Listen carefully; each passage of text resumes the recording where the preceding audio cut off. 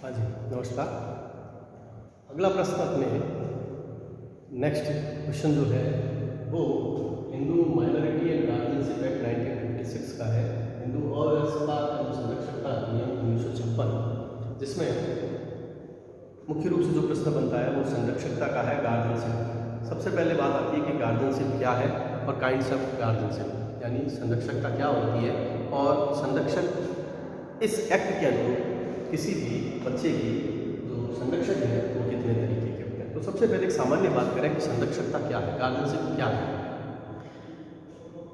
Guardianship का मतलब है किसी भी अवयस्क जो बच्चा है, जो माइनर चाइल्ड है, उसकी शरीर और संपत्ति की देखभाल करने वाला व्यक्ति संरक्षक कहलाता है। उसकी बॉडी और उसकी प्रॉपर्टी की उचित देखभाल जो व्यक्ति करे वो संरक्षक है। अधिनियम में सेक्शन 4 में, धारा 4 में इस हेतु प्रोविजन प्रावधान किए गए हैं। काइंड्स ऑफ गार्जियन बताए गए हैं कि हिंदू अव्यवस्था और संरक्षकता अधिनियम में 4 तरीके के संरक्षकों को मान्यता दी गई, रिकॉग्नाइज किया गया है कि ये 4 तरीके के संरक्षक किसी भी हिंदू बच्चे के लिए हो सकते हैं। सबसे पहला सेक्शन 4 में पॉइंट्स दिए गए, तो सबसे पहली बात आती है प्राकृतिक संरक्षक, नेचुरल गार्जियन की। दूसरी बात आती है वसीयती संरक्षक, गार्जियन बाय विल। तीसरी बात आती है न्यायालय के द्वारा नियुक्त संरक्षक, guardian appointed by the court. और चौथी बात आती है कोर्ट ऑफ वार्ड्स। ये 4 ऐसे संरक्षक हैं जो अधिनियम में इसके लिए प्रावधान किए गए हैं। चूंकि बात आ रही है कि संरक्षक के प्रकार, संरक्षकता कितने तरीके की हो सकती है, कितने तरीके के लोग हैं जो संरक्षक के रूप में कार्य कर सकते हैं या जिनको संरक्षक कहा जा सकता है, तो टाइम टू टाइम कोर्ट के डिसीजंस में 2 और तरीके के जो गार्जियन हैं जिनको रिकॉग्नाइज किया गया है, जिनको मान्यता दी गई है। इसमें सबसे पहले आता है वस्तुतः संरक्षक, डी फैक्टो, वस्तुतः तथ्य संरक्षक, डी फैक्टो गार्जियन। और फिर आता है एड हॉक गार्जियन, तदर्थ संरक्षक।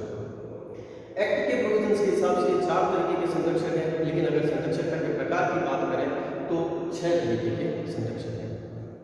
एज पर लॉ एक्ट के हिसाब से 4 संरक्षक, प्राकृतिक संरक्षक धारा 4 में जैसे दिया गया है कि 4 संरक्षक हैं। प्राकृतिक संरक्षक, natural guardian, guardian by will, वसीयती संरक्षक, guardian appointed by the court, न्यायालय के द्वारा नियुक्त संरक्षक और कोर्ट ऑफ वार्ड्स। और इसके अलावा 2 और संरक्षक हैं जिनको कोर्ट ने कई बार मान्यता दी है, डी फैक्टो गार्जियन, वस्तुतः तथ्य संरक्षक और एड हॉक गार्जियन, तदर्थ संरक्षक। एक एक करके अपने इन सारों और 2 इन संरक्षक के बारे में बात करते हैं कि इनका क्या मीनिंग है, कौन कौन से संरक्षक हैं और किस तरीके के लोग किस तरीके से संरक्षकता को उपयोग में ले सकते हैं। जैसा कि हमने बात करी कि कोई भी ऐसा व्यक्ति जो किसी भी अवयस्क के शरीर और संपत्ति की केयर टेकर के रूप में देखभाल करता है तो वो व्यक्ति संरक्षक कहलाता है। सेक्शन 4 में, धारा 4 में सबसे पहला पॉइंट दिया गया है वो है प्राकृतिक संरक्षक के बारे में कि प्राकृतिक संरक्षक होंगे, नेचुरल गार्जियन। धारा 6 में प्राकृतिक संरक्षक, नेचुरल गार्जियन के बारे में प्रोविजंस किया गया है 6 से 8 तक में कि ये नेचुरल गार्जियन होंगे और उनके अधिकार होंगे। इस प्रश्न को अपने अलग से भी करेंगे कि प्राकृतिक संरक्षक कौन है और उसकी क्या शक्तियाँ होंगी, क्या दायित्व होंगे।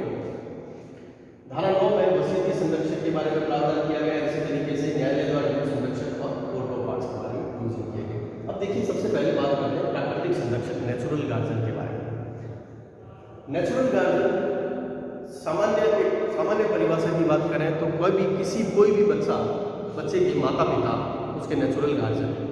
कोई भी अवयस्क बच्चा है उसके माता पिता जो हैं जिन्होंने उसको जन्म दिया है वो व्यक्ति उसके प्राकृतिक संरक्षक कहलाते हैं। अगर धारा 6 की परिभाषा की बात करें, सेक्शन 6 के अंतर्गत 3 तरीके के लोग बताए गए हैं, माता पिता और विवाहित लड़कियों के मामले में उसका पति उसका प्राकृतिक संरक्षक होता है। तो सामान्य परिभाषा के हिसाब से किसी भी अवयस्क बच्चे के माता पिता जिन्होंने उसको जन्म दिया है और विवाहित स्त्री के मामले में, विवाहित लड़की के मामले में उसका पति उसका प्राकृतिक संरक्षक होगा। फिर दूसरी बात आती है वसीयती संरक्षक, गार्जियन बाय विल। वसीयती संरक्षक वो व्यक्ति है जो किसी भी अवयस्क बच्चे के माता पिता ने अपनी वसीयत में किसी व्यक्ति का नाम लिख करके संरक्षकता उसमें निहित की है। वसीयत के बारे में सबको पता है कि वसीयत किसी भी व्यक्ति के द्वारा जब लिखा गया है तो उसके मरने के बाद वो एग्जीक्यूट होती है और किसी ऐसी कंडीशन होगी कि किसी व्यक्ति ने अपने वसीयत लिखी और उसका वो नहीं है, तो ऐसी कंडीशन में उन बच्चों का संरक्षक वो व्यक्ति होगा जिसके बारे में वसीयत में प्रावधान दिया गया है। तो वसीयती संरक्षक वो व्यक्ति है जो किसी भी बच्चे के माता पिता के द्वारा अपनी वसीयत में लिखने के आधार पर उस व्यक्ति को नियुक्त किया गया है, गार्जियन बाय विल। तो वसीयती संरक्षक को नियुक्त कौन करेगा? किसी भी बच्चे के माता पिता या दत्तक ग्रहीता माता पिता या विधवा माता, इनमें से कोई भी ऐसा है जिन्होंने अपनी वसीयत में किसी व्यक्ति को अपॉइंट किया हुआ है कि उनके नहीं रहने के बाद उनके बच्चे की या बच्चों की शरीर और संपत्ति की देखभाल हेतु अमुक व्यक्ति संरक्षक के तौर पर कार्य करेगा, वो व्यक्ति हो गया वसीयती संरक्षक। इसी तरीके से तीसरा प्रकार आता है न्यायालय के द्वारा नियुक्त संरक्षक। कई बार ऐसी कंडीशन हो गई किसी बच्चे के माता पिता यानी प्राकृतिक संरक्षक नहीं है, उन्होंने वसीयती संरक्षक भी नियुक्त नहीं किया गया है, तो कोर्ट में जब इस प्रकार का मामला आया, न्यायालय के सामने इस प्रकार का मामला आया, तब ऐसी कंडीशन में उन बच्चों की देखभाल के लिए, उनके शरीर और संपत्ति के केयर टेकर के रूप में काम करने के लिए न्यायालय के द्वारा उनके वयस्क होने तक अगर किसी व्यक्ति को गार्जियन अपॉइंट किया जाता है तो उस गार्जियन को नाम दिया जाता है न्यायालय के द्वारा नियुक्त संरक्षक, guardian appointed by the court. और लास्ट पॉइंट इसमें है कोर्ट ऑफ वार्ड्स। किसी अधिनियम के किसी प्रावधानों के तहत उस कार्य को करने के लिए, किसी कार्य को करने के लिए किसी बच्चे के, किसी वार्ड के किसी बच्चे के कोई संरक्षक नहीं है और किसी एक्ट के प्रावधानों के अनुरूप कोई कार्य किया जाना है जिसमें संरक्षकता की आवश्यकता है, तो ऐसी कंडीशन में जब उस कार्य को करने के लिए किसी पर्टिकुलर पर्सन को अपॉइंट किया जाता है तो वहाँ पर उस व्यक्ति को कोर्ट ऑफ वार्ड्स के तहत नियुक्त संरक्षक कहा जाएगा। तो ये मुख्य रूप से 4 संरक्षकता के प्रकार है, 4 तरीके के संरक्षक हो सकते हैं जो कि Hindu minority and guardianship act की सेक्शन 4 में लिखा गया है। सबसे पहला प्राकृतिक संरक्षक। प्राकृतिक संरक्षक यानी कि किसी भी बच्चे की अवैध संतान के माता और पिता और विवाहित लड़की के मामले में उसका पति उसका प्राकृतिक संरक्षक होता है। जब कभी प्राकृतिक संरक्षक नहीं है यानी उसे माता पिता नहीं है और माता पिता ने अपनी वसीयत में किसी व्यक्ति को उनके नहीं रहने के दौरान अपॉइंट किया हुआ है कि अमुक व्यक्ति अगर हम नहीं होते हैं तो हमारे बच्चों के शरीर और संपत्ति की देखभाल यह व्यक्ति करेगा और वसीयत में उस व्यक्ति का नाम लिखा हुआ है, तो ऐसी कंडीशन में उस व्यक्ति को गार्जियन बाय विल या वसीयती संरक्षक कहा जाएगा। कई परिस्थितियों में न्यायालय के सामने जब मामला आया है और न्यायालय ने उन बच्चों की शरीर और संपत्ति की देखभाल के लिए किसी बच्चे की शरीर या उसकी संपत्ति की या दोनों की शरीर और संपत्ति की देखभाल के लिए किसी व्यक्ति को अगर संरक्षक नियुक्त किया है तो उसको न्यायालय के द्वारा नियुक्त संरक्षक कहा जाता है।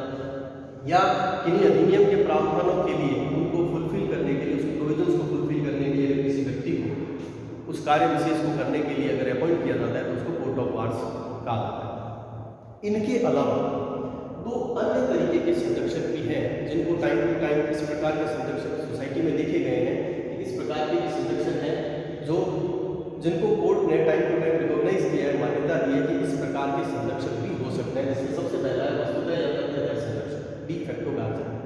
यानी कि अगर किसी अवयस्क बच्चे के कोई प्राकृतिक संरक्षक नहीं है और कोई वसीयती संरक्षक भी नियुक्त नहीं किया गया है या कोई न्यायालय द्वारा नियुक्त संरक्षक या किसी अन्य प्रकार का कोई संरक्षक नहीं है और उन्हीं के किसी परिवार में से किसी व्यक्ति ने अपने आप को उनके संरक्षक के तौर पर काम करने के लिए काम करना शुरू कर दिया और आसपास के सभी लोग उसको संरक्षक के तौर पर मान रहे हैं और वो भी अपने आप को संरक्षक के तौर पर उनके कार्य कर रहा है और बच्चे भी उसको अपना संरक्षक के रूप में मान रहे हैं। मान लीजिए किसी बच्चे के माता पिता नहीं है और उन्होंने किसी भी प्रकार का वसीयती संरक्षक नियुक्त नहीं किया था, तो उस बच्चे का अगर पारिवारिक रिश्तेदार है, परिवार का कोई व्यक्ति है, चाचा ताऊ दादा दादी नाना नानी जो कोई भी है, उन लोगों ने उनकी संरक्षकता को अपने आप स्वीकार कर लिया और बाकी सभी लोग उस माता पिता के रूप में उस बच्चे के माता पिता के रूप में उस व्यक्ति को स्वीकार कर रहे हैं। यानी ये मान रहे हैं कि अब इनके माता पिता के नहीं रहने के बाद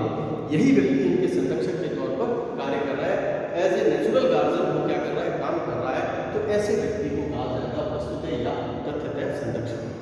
ये कोई भी व्यक्ति हो सकता है, पारिवारिक रिश्तेदार हो सकता है, कोई फैमिली फ्रेंड हो सकता है, जिसने अपने आप ही सो मोटो अपनी इच्छा के आधार पर उनकी संरक्षकता को स्वीकार कर लिया और बच्चे भी इस बात को स्वीकार करते हैं कि यह व्यक्ति ही हमारा संरक्षक के तौर पर है और उस चीज को स्वीकार कर रहे हैं, तो ऐसे व्यक्ति को वस्तुतः या तथ्यतः संरक्षक कहा जाता है। लास्ट बात एडहॉक गार्जियन, तदर्थ संरक्षक।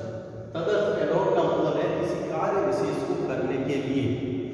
जब तक वो कार्य पूरा नहीं हो जाता तब तक वो व्यक्ति वहाँ पर रहेगा, जैसे ही कार्य पूर्ण हुआ वो समाप्त हो गया। यानी कोई ऐसा व्यक्ति जहाँ पर किसी बच्चे के किसी कार्य को करने के लिए कोई धार्मिक या कोई इस प्रकार का कार्य है जिसमें संरक्षकता की आवश्यकता है, और उस कार्य विशेष को पूरा करने के लिए कोई व्यक्ति सो मोटो आगे आया और उसने अपने आप को संरक्षक के तौर पर स्वीकार किया। जैसे वो कार्य समाप्त हुआ और वो व्यक्ति अपने आप चला गया, यानी अब उसका कोई संरक्षकता से कोई लेना देना नहीं है। तो उस कार्य विशेष के पूरा करने के लिए और पूरा होने तक जो व्यक्ति उस बच्चों की संरक्षकता को स्वीकार करता है वो व्यक्ति हो गया तदर्थ संरक्षक एड हॉक गार्जियन।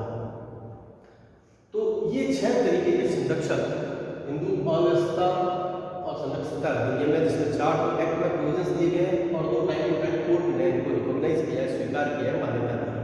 सबसे पहला प्राकृतिक संरक्षक, माता पिता और विवाहित लड़की के मामले में उनका पति, माता पिता के द्वारा नियुक्त वसीयती संरक्षक, कोर्ट के द्वारा नियुक्त संरक्षक, कोर्ट ऑफ वार्ड्स वस्तुतः या कथित संरक्षक और तदर्थ संरक्षक एड हॉक गार्जियन। तो ये आपके एक छोटा सा शॉर्ट प्रश्न है कि संरक्षकता क्या है और संरक्षक कितने प्रकार के होते हैं।